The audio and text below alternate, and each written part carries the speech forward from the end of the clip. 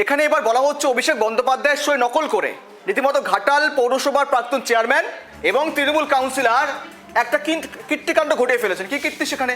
রীতিমতো অভিষেক বন্দ্যোপাধ্যায়ের সই নকল করে নিজেদেরকে দাবি করেছেন তাদেরকে নাকি নবনিযুক্ত করা হয়েছে ঘাটাল পৌরসভার একজনকে চেয়ারম্যান, অপরজনকে ভাইস চেয়ারম্যান পদে। আর জানিয়ে জোর বিতর্ক।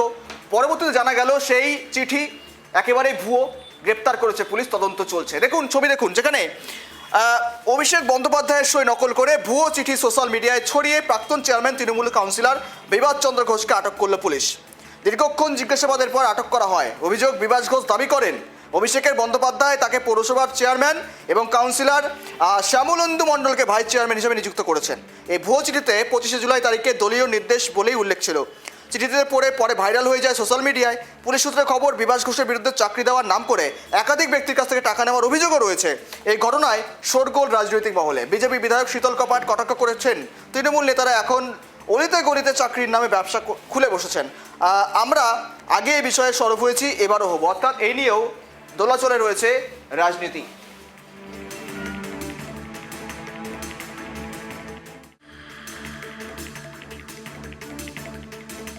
ভুয়ো চিঠি একেবারেই এক্সক্লুসিভ দেখাচ্ছে। দেখুন যে প্রেস রিলিজ, সেখানে লেখা রয়েছে স্পষ্টভাবে মুখ্যমন্ত্রী মমতা বন্দ্যোপাধ্যায় নির্দেশ দিয়েছেন অভিষেক বন্দ্যোপাধ্যায়কে এবং সেখানে নাকি তাদেরকে নবনিযুক্ত করা হয়েছে এবং সেখানে রীতিমতো কিন্তু ঘাটাল পৌরসভা থেকে ঘাটালের রাজনীতি ক্রমশ আরও তিক্ততর হচ্ছে। আমরা আরও কথা বলি, আপডেট নিয়ে সঙ্গে রয়েছে আমাদের প্রতিনিধি শুভ। শুভ, অভিষেকের সই জাল করে ভুয়ো চিঠি, আটক হলেন ঘাটালের তৃণমূল কাউন্সিলর, আপডেট কি রয়েছে? আর দেখো, গত 25/7/2025 এই তারিখে একদম অভিষেক বন্দ্যোপাধ্যায়ের সই এবং তৃণমূল কংগ্রেসের স্ট্যাম্প সহ একটি লেটার প্যাডে লেখা চিঠি রীতিমতো ভাইরাল হয় সোশ্যাল মিডিয়াতে। এবং তার কয়েকদিন আগে ঘাটাল পৌরসভার প্রাক্তন চেয়ারম্যান পৌরপ্রধান বিভাস চন্দ্র ঘোষ তিনি বিভিন্ন নেতা এবং সাধারণ মানুষকে ওই চিঠি দেখান এবং দেখিয়ে বলেন যে তাকে নিযুক্ত করা হয়েছে নতুন চেয়ারম্যান এবং আরেক কাউন্সিলর, ঘাটাল পৌরসভার 6 নম্বর ওয়ার্ডের কাউন্সিলর শ্যামলেন্দু মণ্ডল, তাকে করা হয়েছে ভাইস চেয়ারম্যান।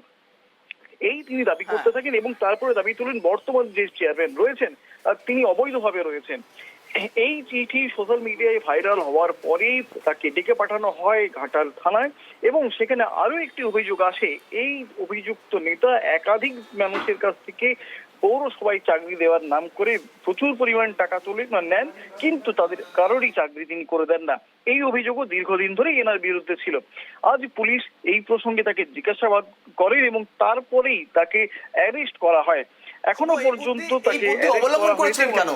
কেননা অভিষেকের সই জাল করলে রীতিমতো ভুয়ো চিঠি দেওয়ার পর একটা প্রভাব বিস্তার হবে নিশ্চয়ই, এবং তাদের কাছ থেকে আরো ব্যবসা করার যে সুযোগ, অর্থাৎ টাকা নিয়ে চাকরি দেওয়ার নাম করে যে প্রতারণা, তা হয়তো চালাতে পারবে। এই জন্যই কি রীতিমতো এইরকম একটা সোশ্যাল মিডিয়ায় রীতিমতো প্রচার চালানো হলো তাদের তরফ থেকে? দেখো, ঘাটাল পৌরসভার চেয়ারম্যান কে হবেন এই নিয়ে একটা সময় বিস্তর টানাপোড়েন চলেন। বর্তমান যিনি চেয়ারম্যান রয়েছেন তুহিনকান্তি বেরা সাথে এই অভিযুক্ত ব্যক্তি বিভাস চন্দ্র ঘোষের দীর্ঘ টাল বাহানা শেষে অবশ্যই দেখা যায় যে তুহিনকান্তি বেরা চেয়ারম্যান হন এবং তারপর থেকে দলের বিরুদ্ধে একাধিকবার বিষোদ্গার করতে দেখা যায় অভিযুক্ত যে ধৃত চেয়ারম্যান বিভাস চন্দ্র ঘোষকে। এর পাশাপাশি তিনি এই চিঠি দেখিয়ে বিভিন্ন জায়গায় প্রচার করতে থাকেন যে তিনি বর্তমান চেয়ারম্যান এবং এই প্রভাব খাটিয়ে এর আগেও তিনি বিভিন্ন জনের কাছ থেকে বিভিন্ন ভাবে টাকা তুলেছিলেন, কখনো চাকরি দেওয়ার নাম করে, কখনো বাড়ির যে নির্মাণ সেই নির্মাণে প্ল্যান পাস করে দেওয়ার নাম করে তিনি টাকা তুলেন। এমনই অভিযোগ আসছে বিভিন্ন মহল থেকে। আজ পুলিশ এই নেতাকে অ্যারেস্ট করে এবং পরবর্তী তদন্তের জন্য তাকে আগামীকাল কোর্টে তোলা হবে, এমনটাই জানানো হয়েছে পুলিশ সূত্রে। বেশ, নজর রাখো। ধন্যবাদ তোমাকে সঙ্গে থাকার জন্য।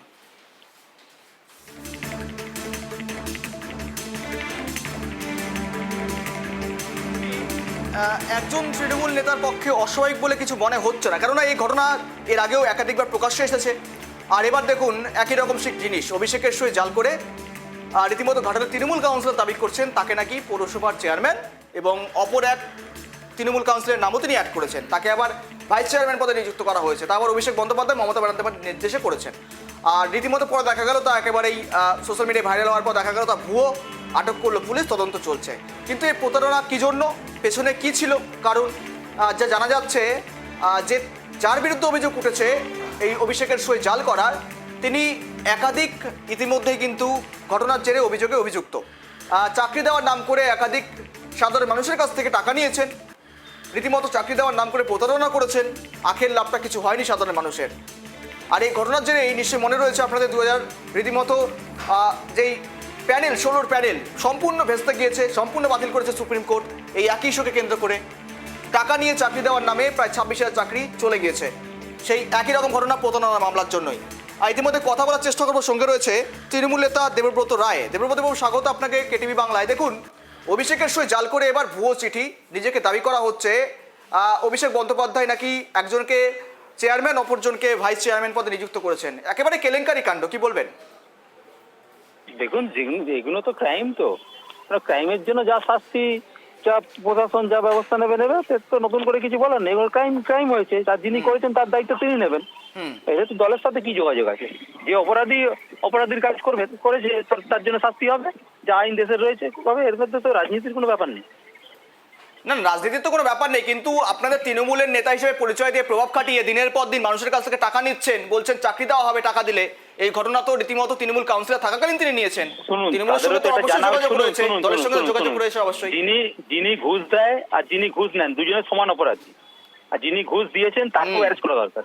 যিনি ঘুষ দিয়েছেন জেনে শুনে দিয়েছেন, তো হ্যাঁ, তিনি অন্যায় করেছেন। ঠিক আছে, আর যিনি নিয়েছেন তিনি তো অবশ্যই অন্যায় করেছেন। না না, আপনি বলছেন দলের সঙ্গে কোনো যোগাযোগ নেই, কিন্তু প্রশ্ন আমার এখানেই, অভিষেকের সই যেখানে জাল হলো, ভুয়ো চিঠি আসছে, নিজেকে দাবি করা হচ্ছে চেয়ারম্যান, অপরজনকে তৃণমূলেই এবার প্রাক্তন কাউন্সিলর দাবি করছেন, এমনটা একজন পদে ছিলেন, করেছেন তিনি অপরাধী। তার জন্য যে শাস্তি আমাদের ভারতীয় ন্যায় সংহিতায় রয়েছে তার সেই শাস্তি হওয়া উচিত। এর সাথে রাজনীতির তো যোগাযোগ কিছু নেই। যে অপরাধী একজন যদি দলের কোনো পদাধিকারী কোনো রকম দুষ্কর্ম করে, চুরি চামারি ইত্যাদি করে, এখন তো বিজেপির অনেক নেতা পাওয়া যায়। একটা বিজেপির একজন মেদিনীপুরের নেতা, সে গিয়ে সোনার দোকানে ডাকাতি করেছে, তাতে দলের কি যোগাযোগ আছে? সে ব্যক্তিগত স্তরে করেছে, সে ব্যক্তিগত স্তরে বুঝবে। ঠিক, বেশ, ধন্যবাদ আপনাকে সঙ্গে থাকার জন্য। অর্থাৎ তৃণমূলের দাবি তৃণমূলের সঙ্গে কোনো যোগাযোগ নেই, কে বা কারা করেছেন তার পার্সোনাল ম্যাটার, এবং সেখানে নাকি রীতিমতো আটক ঘাটালের তৃণমূল কাউন্সিলর। আর এই ঘটনাতে এই প্রশ্ন উঠছে, তৃণমূল কাউন্সিলর যখন রীতিমতো নিজেকে দাবি করছেন পৌরসভার চেয়ারম্যান হিসেবে নিযুক্ত করা হয়েছে, তারপর অভিষেক বন্দ্যোপাধ্যায়ের সই জাল করে, তখন তৃণমূল মানতে নারাজ। এখানে তৃণমূলের সঙ্গে কোনো রকম একটা সংযোগ রয়েছে বা একটা কানেকশন রয়েছে, এমনটা মানতে নারাজ তৃণমূলের প্রতিনিধিরা।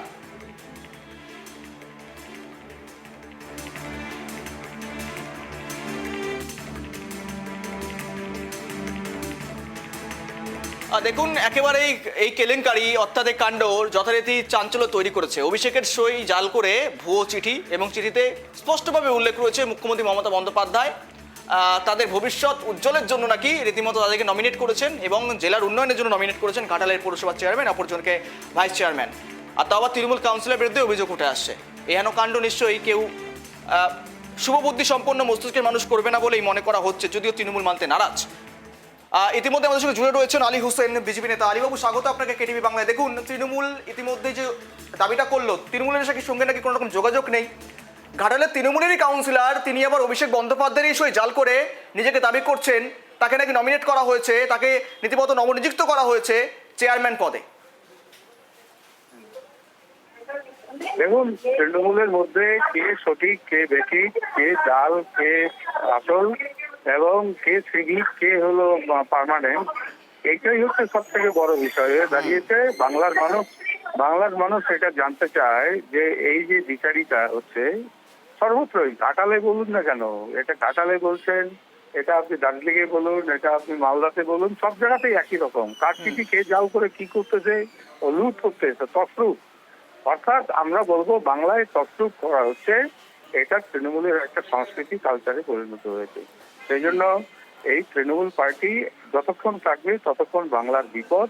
এই তৃণমূল যত তাড়াতাড়ি বাংলা থেকে সরে যায়, সেটাই হচ্ছে বাংলার মানুষের একমাত্র কাম্য। আলীবাবু, একটা বিষয় জানার চেষ্টা করুন। দেখুন, যার বিরুদ্ধে অভিযোগ উঠেছে যে তৃণমূল নেতা, তিনি আবার রীতিমতো টাকা নিয়ে চাকরি দেওয়ার নামে ইতিমধ্যে অভিযুক্ত রয়েছেন। একাধিক মানুষের কাছে টাকা নিয়েছেন চাকরি দেওয়ার নাম করে, প্রতারণা করেছেন।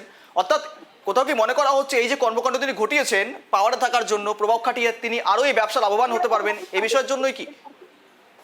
হ্যাঁ, সে তো বটেই। যে তো তার প্রভাব কাটানোর জন্য সেটা করেছেন, এবং সেই টাকাটা উনি ভাগ দেবেন, সেটাও হতে পারে, এবং এগুলোই হচ্ছে সবসময়। সেই জন্য আমরা বলছি যে দেখুন, তৃণমূল এই সম্পর্কে, এই পার্টিটার সম্পর্কে বেশি না বলাই ভালো। বাংলার মানুষকে আমরা রিকোয়েস্ট করব, আপনারা যা কিছু করেছেন এবার বদল করুন, বদল করে ভারতীয় জনতা পার্টিকে আপনারা ক্ষমতায় নিয়ে আসুন। তৃণমূলের এই জঙ্গল রাত থেকে বাংলার মানুষ মুক্তি পাবে, এটাই বেশ, আমাদের অনেক ধন্যবাদ আলীবাবুর সঙ্গে থাকার জন্য।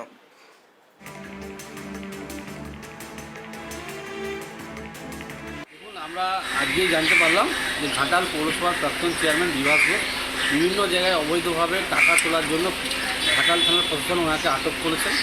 আমরা আরও খুশি হব বর্তমানে তৃণমূল যে সমস্ত নেতারা রয়েছে যারা বিভিন্ন টেন্ডার পাইয়ে দেওয়ার নাম করে টাকা তুলেছে, চাকরি পাইয়ে দেওয়ার নাম করে টাকা তুলেছে, রাস্তার কাজের নাম করে টাকা তুলেছে, এমনকি আবাস যোজনা থেকে শুরু করে ভাতা পাইয়ে দেওয়ার নাম করে টাকা তুলেছে, তাদেরকে যাতে আইনি ব্যবস্থা নেওয়া হয় এবং ঘাটাল পৌরসভার যিনি বর্তমান চেয়ারম্যান তুহিনকান্ত বেরা অবৈধভাবে টেন্ডার দিয়ে বিভিন্ন জায়গায় টাকা আত্মসাৎ করছে তারও বিরুদ্ধে যেন ঘাটাল প্রশাসন ব্যবস্থা নেয়। আসলে উনি কয়েক মাস ধরে একটা নকল চিঠি নিয়ে নিজে চেয়ারম্যান হয়েছেন বলে দাবি করে যাচ্ছিলেন, অথচ আমাদের দলের কাছে কোনো খবর নেই। এটা অন্যায়। আমার ধারণা ও কোনো খারাপ চক্র ওকে প্রভাবিত করবার চেষ্টা করছে এবং সেই জন্য প্রশাসন এটা নিয়ে তদন্ত করছে, ওকে নিয়ে গেছে, এর বেশি কিছু নয়। দলে আমাদের এসব কিছু হয় না। আর মমতা বন্দ্যোপাধ্যায়, অভিষেক বন্দ্যোপাধ্যায় বা অন্য কোনো নেতার নাম করে কেউ যদি কোনো জালিয়াতি করবার চেষ্টা করেন বা কোনো নকল জিনিস করবার চেষ্টা করেন তাদের বিরুদ্ধে সঙ্গে সঙ্গে ব্যবস্থা নেওয়া হয়। তাই স্বাভাবিকভাবে এটা প্রশাসন সেইটা তদন্ত করে দেখছে।